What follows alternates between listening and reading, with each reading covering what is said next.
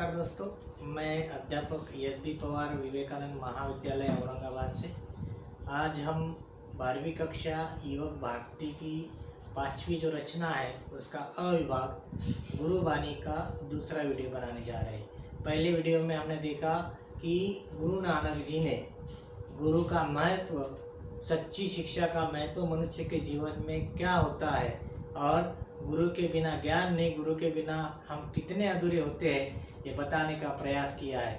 आज हम अब अगले जो पद है, इन पदों में गुरु नानक जी ने इसके अलावा हमारी नीति कैसे होनी चाहिए, सच्चा साधक क्या होता है, ईश्वर की ताकत क्या होती है और ईश्वर की भक्ति हमें किस प्रकार से करनी चाहिए, इसके बारे में उन्होंने चर्चा की है। तो चलो दोस्तों, आगे बढ़ते हुए जो अगले पद है पहले मैं उनको पढ़ता हूँ, बाद में उसका सरल अर्थ बताऊंगा। अब जो पद है इसमें गुरु नानक जी कहना चाहते हैं, मन रे अहि निसी हरि गुण सारी, जिनु खिनु पलु नामुन बिसरे ते जन विरले संसारी। मतलब पहली जो पंक्ति है उसमें वो कहना चाहते कि मन रे अहि निसी हरि गुण सारी, मतलब मेरा जो मन है, मैं मेरे मन को ये कहूँगा कि दिन रात तू ईश्वर का नाम स्मरण करता रहे, ईश्वर को कभी मत भूल। तुम जब तक ईश्वर की ताकत को नहीं पहचानोगे तब तक तुम ईश्वर की सच्ची भक्ति में लीन रहो, ऐसा गुरु नानक जी कहते हैं। और इसलिए वो कहते कि हे मन, दिन रात हरि गुण गाता जा और जिन्हें एक क्षण के लिए भी तुम्हें भूलना नहीं है, ऐसे लोग तुम्हें संसार में कम मिलेंगे। मतलब जो दिन रात भगवान की नाम स्मरण में लगे रहते हैं, भगवान की पूजा अर्चना में लगे रहते हैं, ऐसे लोग संसार में बहुत कम मिलते हैं। क्योंकि जो लोग सच्चे मन से ईश्वर की प्रार्थना करते हैं, उन्हें ही ईश्वर की प्राप्ति होती है। शुरू में जैसे हमने देखा कि वो कहते हैं कि जब तक हमारे अंदर अहंकार भरा हुआ है तब तक हमें ईश्वर की प्राप्ति नहीं होगी। हमें पहले क्या करना है, अपने अहंकार को बाहर निकालना है और तब जाकर हमारे अंदर अच्छे विचार मन में रहेंगे या अच्छे बर्ताव से हम दूसरे के साथ व्यवहार कर सकेंगे। मनुष्य का व्यक्तित्व अगर निखारना है तो उसके लिए उसके ऊपर किस प्रकार के संस्कार है, जब वो दूसरों के साथ व्यवहार करता है, समाज में रहता है, दूसरे लोगों के साथ मिलता है और जब लोग उसके बारे में सोचते हैं तब उसे पता चलता है कि लोग हमारे बारे में किस प्रकार से सोचते हैं। लोग अगर हमें टालने का प्रयास करते तो समझ लीजिए कि हमारे अंदर कहीं ना कहीं अहंकार भरा हुआ है, हमारे अंदर कहीं ना कहीं गलत संस्कार है, हमारी नियति ठीक नहीं है, इसलिए हमसे लोग दूर भागते हैं। इसीलिए शुरू में वही बात कहने का प्रयास किया और अभी भी वो यही कहते हैं कि संसार में बहुत कम ऐसे लोग हैं कि वह सच्चे मन से ईश्वर की प्रार्थना करते हैं, गुरु की बातों को स्वीकार करते हैं, अच्छे संस्कारों को अपनाते हैं, ऐसे लोग बहुत कम मिलेंगे। आगे वो कहते हैं, ज्योति ज्योति मिलाए सुरती सुरती संजोग, ज्योति ज्योति मिलाए सुरती सुरती संजोग, हिंसा अव में गतु गए नाही सहसा सोगु। अब वो ईश्वर की भक्ति करने के लिए किस प्रकार से कहते कि वो कहते कि ज्योति ज्योति मिलाए सुरती सुरती संजोगु, मतलब उनके नाम की ज्योत जलाकर उनकी हमें प्रार्थना करनी है। हर समय कर्म करते हुए भी अगर आप कहीं ना कहीं ईश्वर को याद करते हैं तो आपका कर्म सफल बनता है। आप मन लगाकर उस कार्य को करते हैं और उसमें सफल होते हैं, ऐसा गुरु नानक जी कहते हैं। इसलिए हमें क्या करना है कि अहंकार को छोड़कर अहंकार को हमें भूलना है और सच्चे मन से ईश्वर की भक्ति करनी है। आगे वो कहते हैं कि हिंसा अहु में गतु गए नाही सहसा सोगु, मतलब अहंकार जब तक है तब तक प्रभु के दर्शन होने ही वाले नहीं है। जैसे मैंने शुरू में कहा कि अहंकार हमारे अंदर अगर होता है तो लोग हमसे दूर भागते हैं। जब हमारे अंदर का अहंकार मिट जाएगा, जब दूसरे की खुशी में हमें खुशी महसूस होने लगेगी, तभी लोग हमारे नज़दीक आते हैं, तब हमारा व्यक्तित्व जो होता है अन्य लोगों से अलग होता है। लोग हमारे नज़दीक आते हैं या जब हम किसी संकट में होते हैं तो हमारी सहायता करने के लिए भी वो आगे बढ़ते हैं। लेकिन हमारा ही बर्ताव गलत है, हमारे अंदर अहंकार भरा हुआ है, तो लोग हमसे दूर भागते हैं। और अगर ईश्वर की भी अगर प्राप्ति करनी है तो उसके लिए हमें अहंकार का त्याग करना ही है। यही बात को वो बार बार इस पदों में कह रहे हैं। आगे वो कहते हैं, गुरुमुख जिसु हार मनी बसे तिसु मेले गुरु संजो। और जिसने मन में भगवान के नाम की माला जप रखी है उसी को ही भगवान प्राप्त होते हैं, या उसी को ही भगवान के दर्शन होते हैं। लेकिन ऊपरी ऊपरी जो नाम हम लेते हैं, मन में भक्ति नहीं है फिर भी दिखावा करते हैं, तो ऐसे व्यक्ति को कभी ईश्वर की प्राप्ति हो ही नहीं सकती। ये बताने का प्रयास गुरु नानक जी यहाँ पर करते हैं। अगले पद में वो कहते हैं, तेरी गति मति तू ही जाने क्या क्यों आखी वखाने। अब वो कहते हैं कि तेरी गति मति तू ही जाने, मतलब हे प्रभु अपनी शक्ति के सब रहस्य को तुम ही जान सकते हो। हम तो सिर्फ तुम्हारी भक्ति करना जानते हैं, लेकिन तुम्हारी जो ताकत है, तुम्हारी जो शक्ति है वो तुम्हें ही मालूम है। वो हमें दिखाई नहीं देती, लेकिन वो कहीं ना कहीं तो है। इस संसार में तुम्हारी ताकत है और उस ताकत को ही डर कर लोग काम करते। ये बताने का प्रयास गुरु नानक जी यहाँ पर करते, कि वो कहते कि तेरी गति मति तू ही जाने क्या को आंखें वखाने, मतलब हे प्रभु अपनी शक्ति के सबसे रहस्य को, सब जो जितने भी रहस्य है वो तुम ही जानते हो। आगे वो कहते, तू आपे गुप्ता तू आपे गुप्ता आपे प्रगटू आपे सब रंग बहाने, मतलब तुम्हारा गुपित तुम्हें ही मालूम होता है। हम चाहे कितना भी प्रयास कर ले, लेकिन तुम्हारा गुपित हमें मालूम नहीं हो सकता। तुम्हारी ताकत इतनी बड़ी है, तुम्हारे अंदर की शक्ति इतनी बड़ी है, उस शक्ति का कोई आज तक वो रहस्य कोई जान नहीं सका है।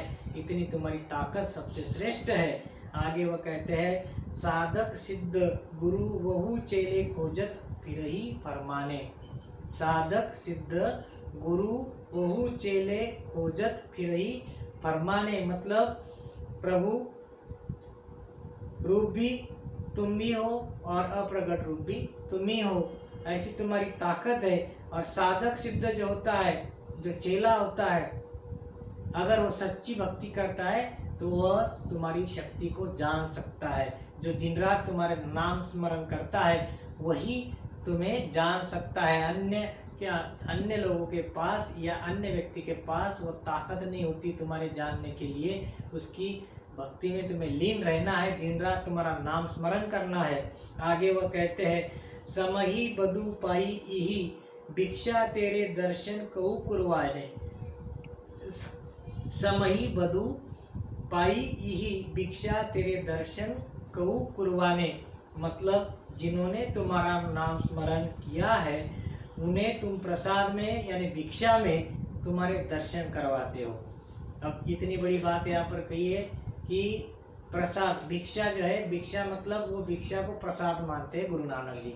वो कहते हैं कि दिन रात जो तुम्हारी भक्ति में लीन होता है, तुम्हारा नाम स्मरण करता है, तो तुम क्या करते हो, भिक्षा स्वरूप प्रसाद में तुम उसके तुम्हारे दर्शन उसे करवाते हो। इतने श्रेष्ठ ईश्वर की ताकत है, इतनी श्रेष्ठ इस ताकत को पहचानने का जो तरीका है, गुरु नानक जी कहते हैं कि वह ताकत को अगर तुम्हें पहचानना है तो उसके लिए हमें क्या करना है कि दिन रात सच्चे मन से प्रभु की प्रार्थना करनी है, उसका नाम स्मरण करना है। और नाम स्मरण करते हुए हमें कर्म भी करना है, और वो कर्म इस प्रकार से करना है जिसमें कोई अप्रामाणिकता ना हो। प्रामाणिक तरीके से आपको वो कर्म करना है, ईमानदारी से वो कार्य करना है।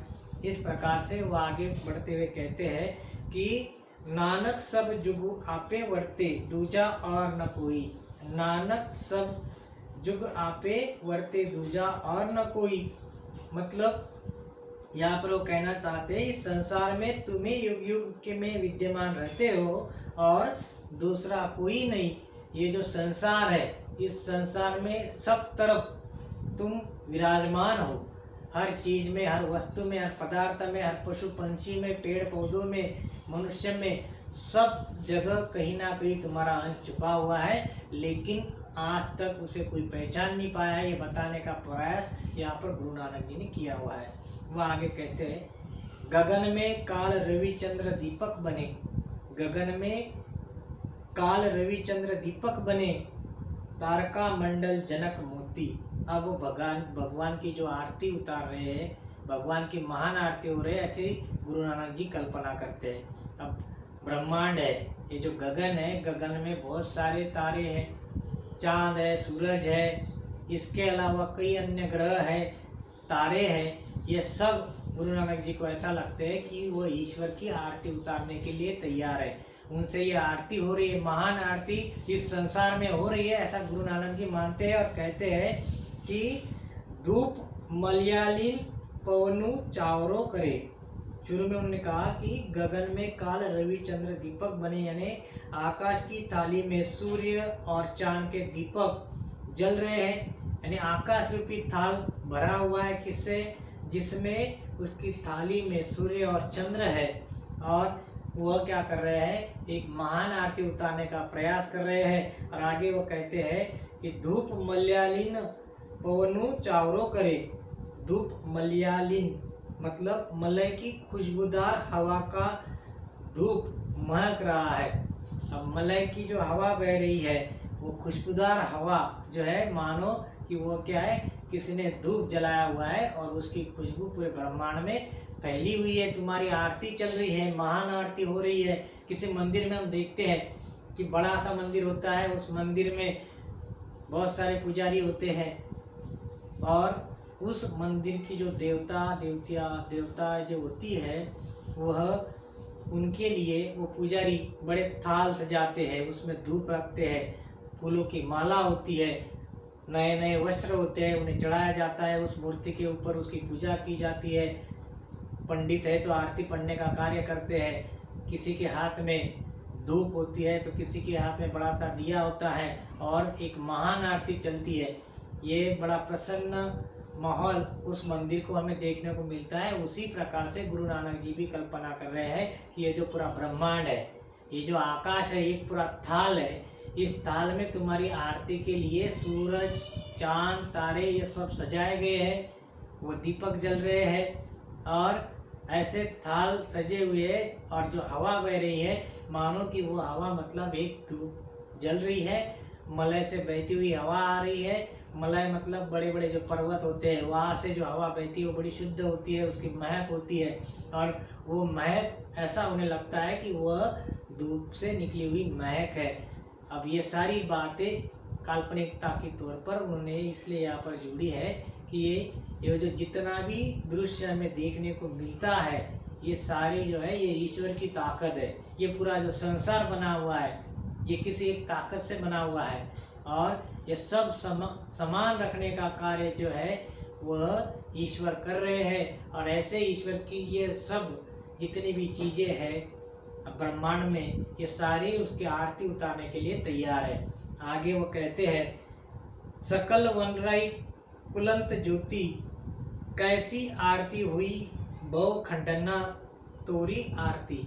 मतलब वो कहते हैं कि सकल वनराई मतलब पूरे जितने भी जंगल है, वह जंगल से सभी वृक्ष फूल चढ़ा रहे हैं। बड़ी कल्पना की है उन्होंने कि जितने भी जंगल है, जो पेड़ पौधे हैं, उन पर अगर कोई फल है या फूल है, वो जो सजे हुए हैं, वह तो तुम्हारी आरती उतारने के लिए सजे हुए हैं। जो सारे जंगल है, जंगल में जितने भी पेड़ पौधे हैं, जितने भी फूलों के पेड़ हैं, उनके ऊपर जो फूल लगे हुए हैं, वो तुम्हारी आरती उतारने के लिए सजे हैं, ऐसा गुरु नानक जी को लगता है। इसलिए वो कहते हैं कि सकल वनराई कुलंत ज्योति, मतलब ये जो जंगल के सभी वृक्ष है, वो तुम्हारे ऊपर फूल चढ़ा रहे हैं, वो ज्योति जल रही है। और कैसी आरती हुई बहुखंडना तोरी आरती, इस प्रकार से पूरे विश्व में कैसी आरती हुई बहुखंड में, बहुखंड मतलब पूरे विश्व में ये कैसी महान आरती हो रही है।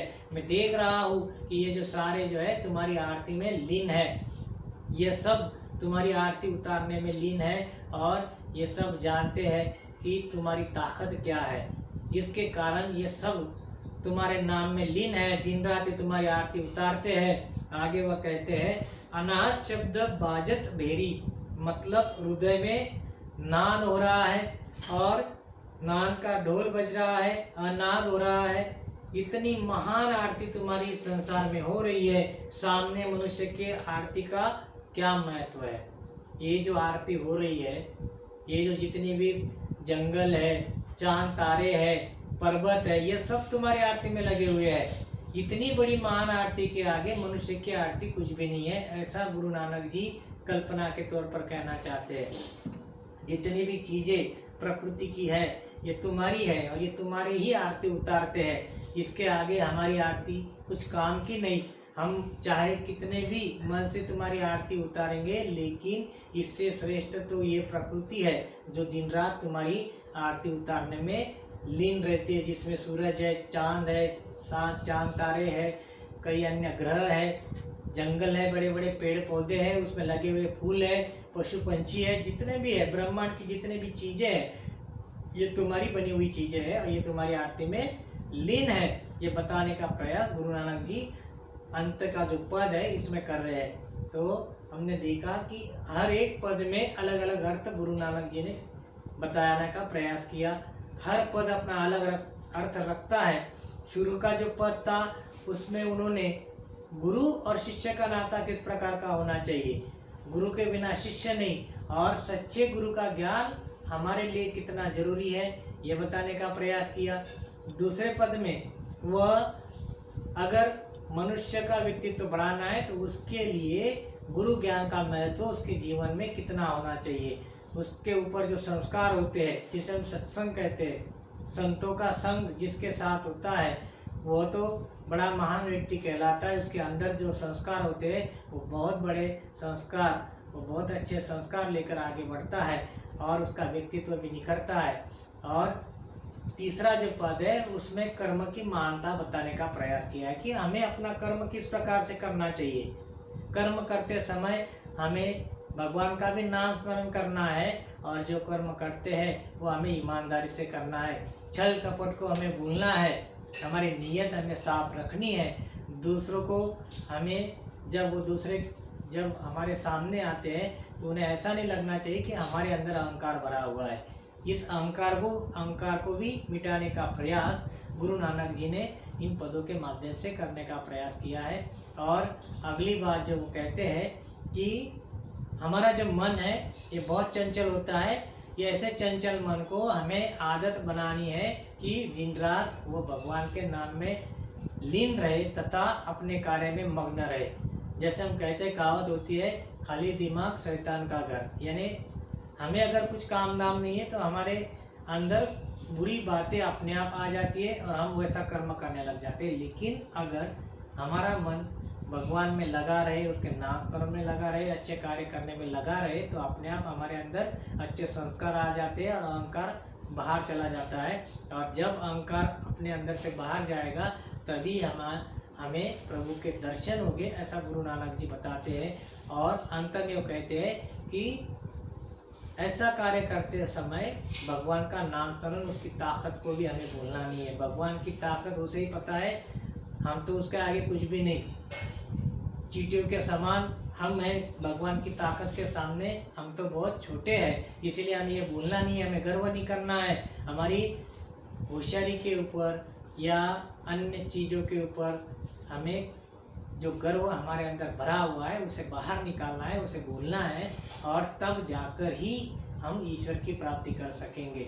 और ये वो कहते हैं, हम तो जो आरती उतारते हैं तो वो बहुत छोटी आरती होती है, उसका तो कोई मतलब ही नहीं होता है। उससे तो बड़ी आरती जो ब्रह्मांड में फैली हुई जितनी भी चीज़ें हैं, जो भगवान ने बनाई हुई चीज़ें हैं, जैसे ये आकाश है, सूरज है, चांद है, तारे हैं, इसके अलावा बहुत सारी चीज़ें हैं, ये सब उसके आरती उतारते हैं। इतनी महान आरती भगवान की रोज़ होती है, ईश्वर की आरती रोज़ वो उतारते हैं। उनके आगे ये जो हमारी आरती है ये कुछ भी नहीं है। इसीलिए हमें भी गर्व करना नहीं चाहिए, सिर्फ हमें ये भूलना नहीं चाहिए कि हम जो है वो किसी न किसी के कारण है, हमारे पीछे कोई ना कोई ताकत है, वो ईश्वरी ताकत को हमें भूलना नहीं है। और गुरु का जो महत्व है वो भी बताते हुए कहते हैं कि ये कब पता चलेगा, जब हमें हमारे ऊपर कोई गुरु अच्छे संस्कार करता है, या हम जब किसी गुरु को मानते हैं गुरु की बातों को समझते हैं तब जाकर हमें ये बातें समझ में आएंगी, तब तक हमें ये बातें समझ में नहीं आती।